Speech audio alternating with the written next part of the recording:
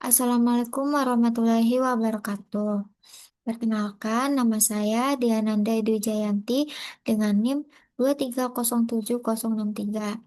Pada kesempatan kali ini, saya ingin mempresentasikan hasil proyek untuk memenuhi ujian akhir semester pada mata kuliah Mesin Learning, sekaligus sebagai pendukung dari laporan PUAS.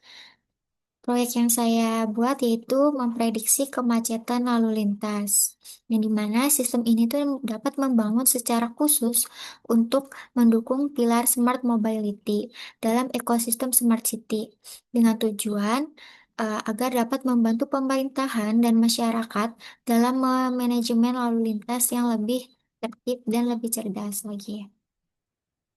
Selanjutnya,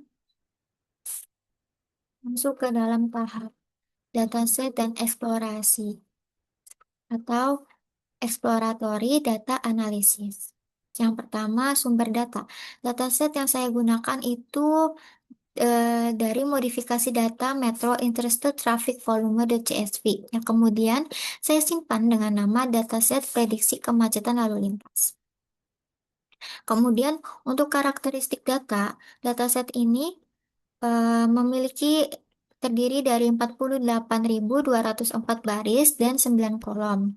Data ini tuh merupakan deret waktu atau time series dari volume lalu lintas per jamnya, yang kemudian dari dengan variabel cuacanya tuh ada suhu, curah hujan, dan juga ada hari libur juga. Selanjutnya ada hasil eksplorisasi data, atau exploratory data analisisnya.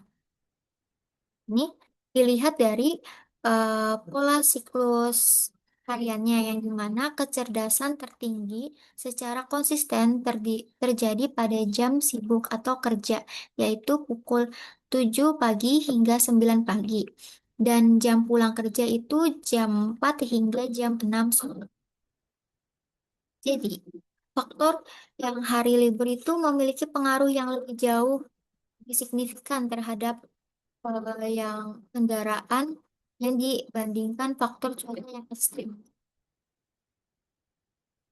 Selanjutnya, kita masuk ke dalam metode atau alur dari perancangan sistem prediksi kemacetan lalu lintas. Yang pertama,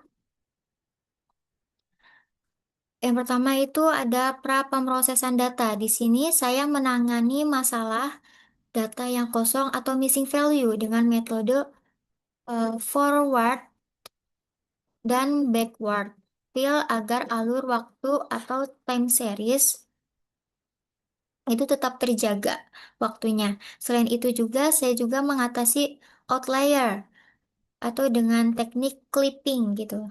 Selanjutnya, saya menggunakan fitur engineering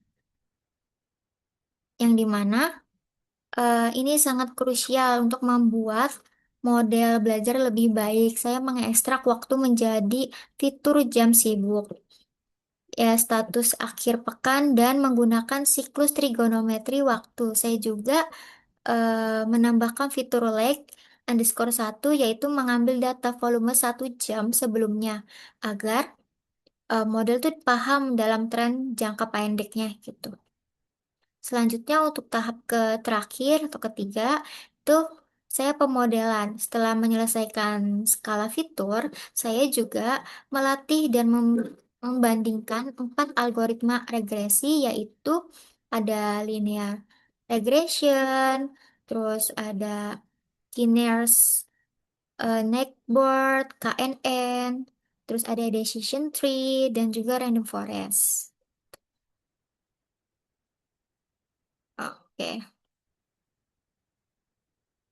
Di sini masuk ke dalam hasil evaluasi, yang dimana setelah proses selesai, saya melakukan pengujian terhadap 4 algoritma yang berbeda. Bisa kita lihat di sini ada tabel perbandingan metrik evaluasi di layar ini. Saya menggunakan 3 parameter utama, yaitu ada MAE atau Mean Absolute Error, dan juga ada RMSE, dan juga ada R squared atau R2 score.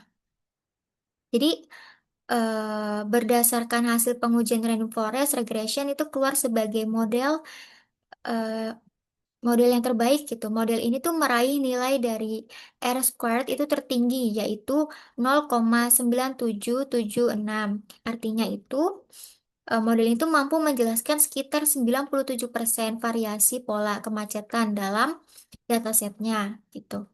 Jadi secara akurat gitu. Kalau yang random forest itu, mengapa random forest itu lebih unggul ya karena algoritma ini tuh sangat stabil dan juga mampu kayak menangani hubungan non linear biasanya, yang kompleks antara faktor cuaca dan juga jam.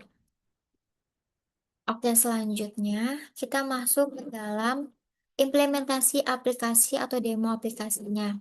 Sistem ini tuh diimplementasikan sebagai antarmuka web interaktif menggunakan framework Gradio. Yang pertama, pengguna itu dapat menginput parameternya dengan mengatur selitir suhu, curah hujan, cakupan awan, jam operasional, dan status akhir pekan atau hari libur. Kedua, terdapat output numerik yang menampilkan estimasi jumlah kendaraan per jamnya. Ketiga, indikator status memberikan peringatan warna visual itu kalau lancar itu hijau, kalau padat merayap itu kuning, kalau macet parah itu merah. Yang keempat, terdapat visualisasi data, tersedia grafik atau biasa disebut dengan bar chart. Jadi rata-rata kepadatan per jam dari data historis operasionalnya gitu. Oke.